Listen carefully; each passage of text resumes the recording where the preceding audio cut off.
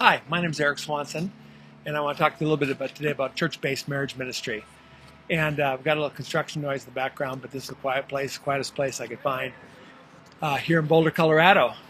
So I want to start off with I think there's a big connection between our walk with Christ, our faith, and marriage.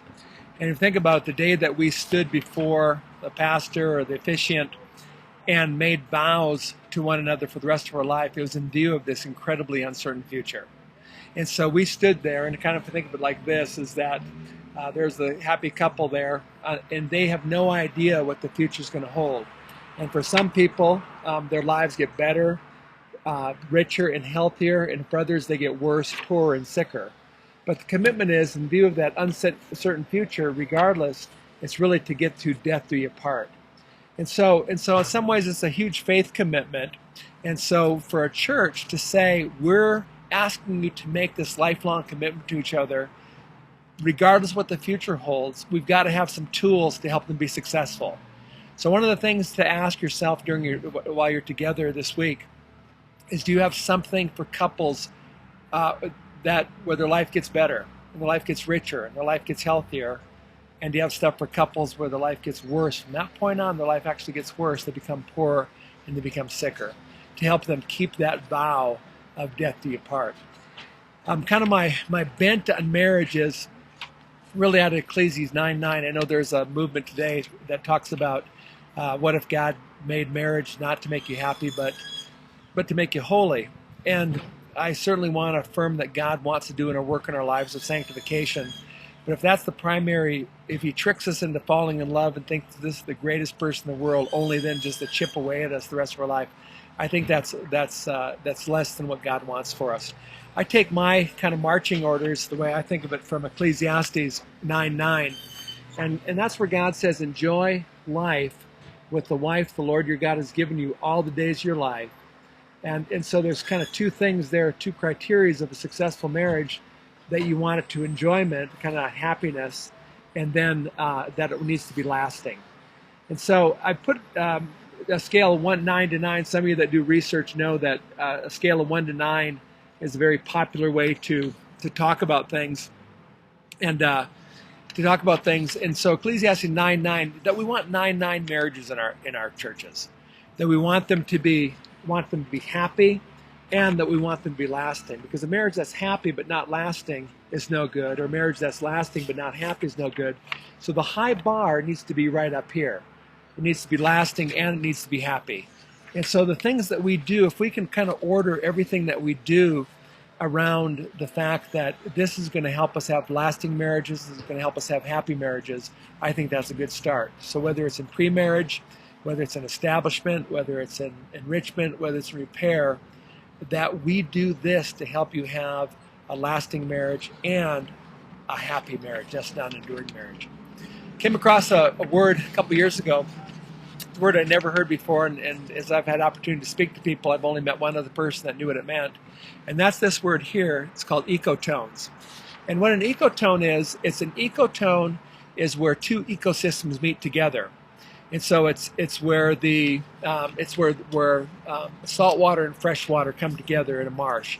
It's where the grassland, the plains, the grassland of the plains meets the foothills, where the foothills meet the mountains, and the mountains meet the tree line. The tree line meets the tundra. And the characteristic about that is that, pay no attention to me and Liz there in the picture, but it's where there, in this middle space in between here, there's more life species here than in either of the other ecosystems. And there's species that only live there uniquely and don't live in either of the other ecosystems.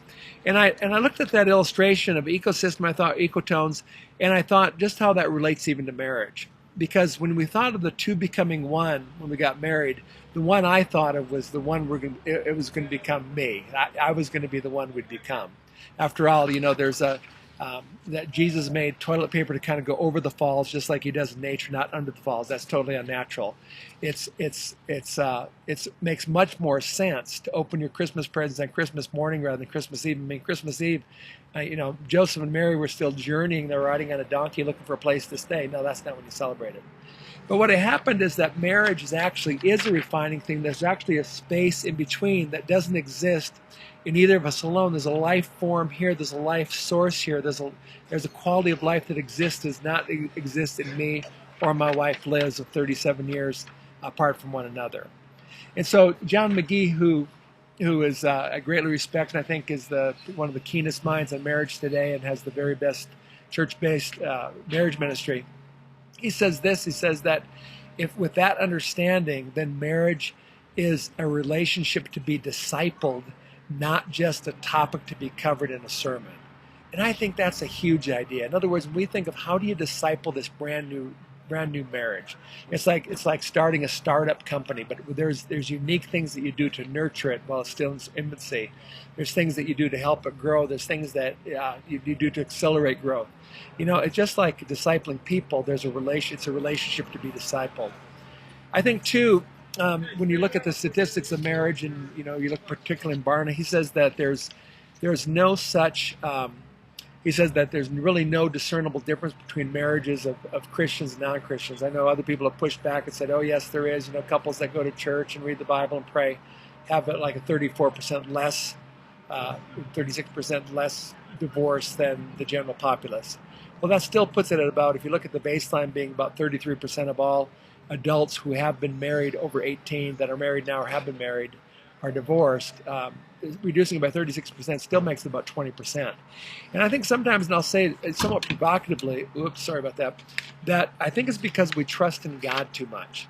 And that usually gets people's attention. Well, how can you trust in God too much? Well, if you think about it, if this is a relationship, if there's an us to be cultivated, then and we're neglecting that, then you can't really expect that relationship to thrive. So one of the diagrams I think all of us use are this one. The man and the woman. That the closer they get to God, the closer they get to each other. Maybe, but I'd say more. If you get closer to God, you'll have a better relationship with God. We all know people that are pastors, that were Sunday school teachers, that were directors of women's ministries, that just surprised us when they separated. And got divorced. And when we talk to our Christian friends, they say, "Oh, we never get divorced because we're Christians." And I think it almost creates a false security of the fact that we don't have to invest in this relationship because God will take care of us. Rather than, what if instead we thought this: my wife could leave me tonight. What am I doing today to do those kind of things that engender kindness, engender love, engender faithfulness and fidelity, that the farthest thing from her mind would be, I never want to leave this person who loves me so much and loves me so unconditionally and so kind to me. And that's a high bar for all of us, isn't it? And that again, rather than taking it for granted that we never get divorced because we're Christians, no, unless I cultivate this relationship, unless I help this grow, it has as good a chance of dying as any other relationship. I think too, in marriage, when we think of marriage ministry,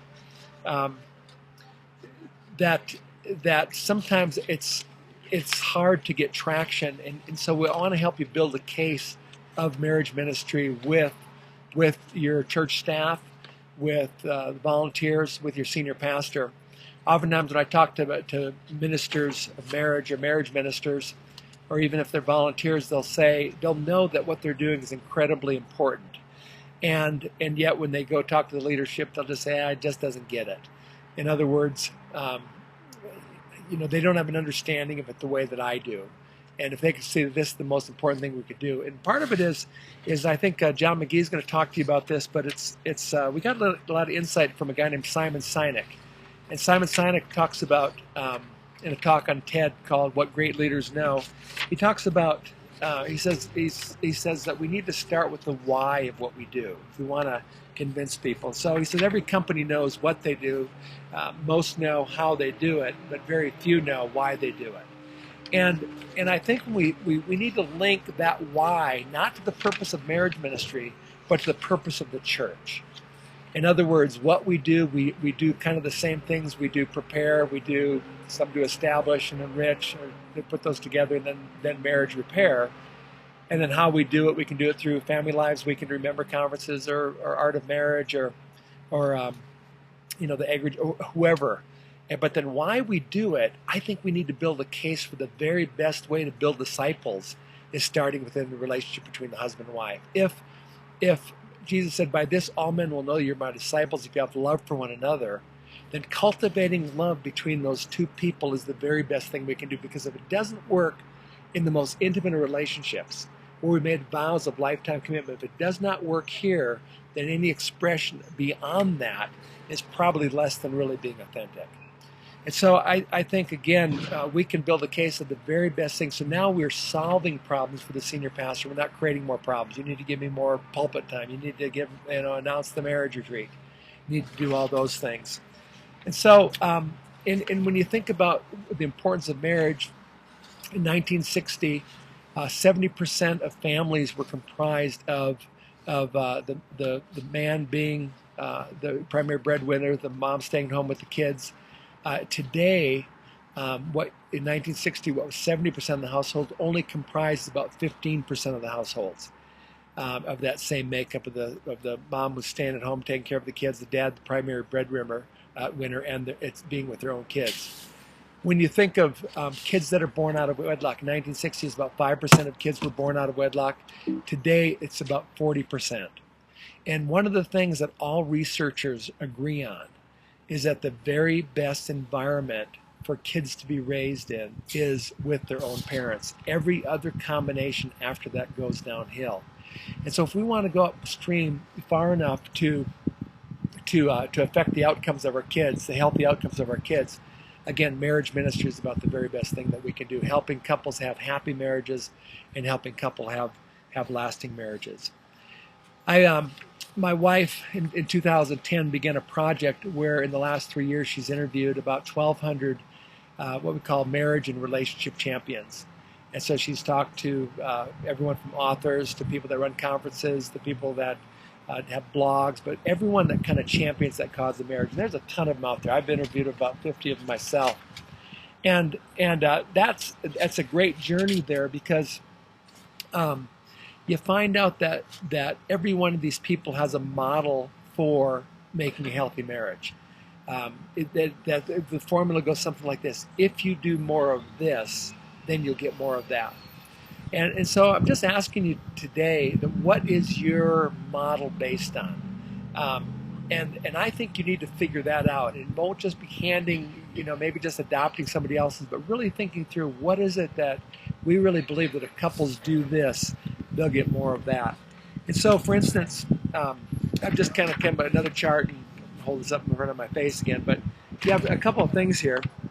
Not have to read what it says, but if you have the benefit to a couple going along this line, low benefit to high benefit, and then the amount of effort, low effort over to high effort, there are some things that you can do that take very little effort but have a very high return. So John Gottman would say a 6-second kiss would be an incredible thing that you could do, meaning that he says that if you just kiss every day for 6 seconds, which is kind of a very fun thing to do, is that that releases chemicals, the endorphins, the feel-good things that make you feel connected with this people. And my wife and I started doing that, and I find that the few times over the past year and a half or so, the few times that she said, I don't want to kiss you, it's really an indicator, not that she didn't want to kiss me, but there was something fundamentally wrong with our relationship, that I had offended her, that I'd overlooked her, I'd been ignoring her, but somehow she felt emotionally distant from me, that she did not want to kiss me for 6 seconds. And so it's a great thermometer to just monitor the healthy relationship. Other people will say a 20-second hug, kind of for the same reason of releasing those endorphins, those feel-good things. Having a weekly date night, which is totally fun, is backed up by the researcher Brad Wilcox at the University of Virginia, where he says this: just having 2 hours a week of intentional couple time increases the happiness, and that's what we're talking about here, remember, longevity and happiness of couples by 35%. And so there's things we can do. Now, conversely, there are some things that are very beneficial, but they're very hard to do.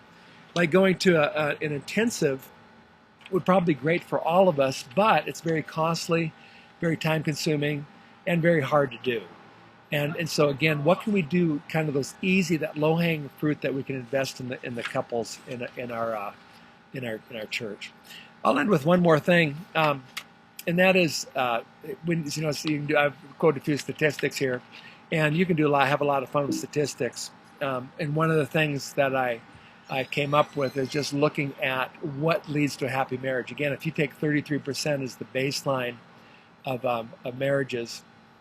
Before I get to that, one more thing is that sometimes last year, 2012, I went through Outreach Magazine's top 100 largest churches, and I found out that 36 of them didn't have a marriage ministry.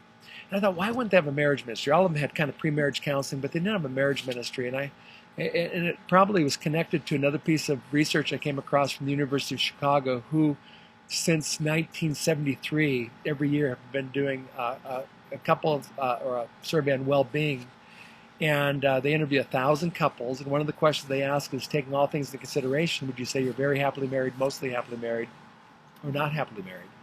And when I ask people what percentage do you think are not happily married, they'll say, some will say up to 80%. Most say about 40%. Some say as low as 25%.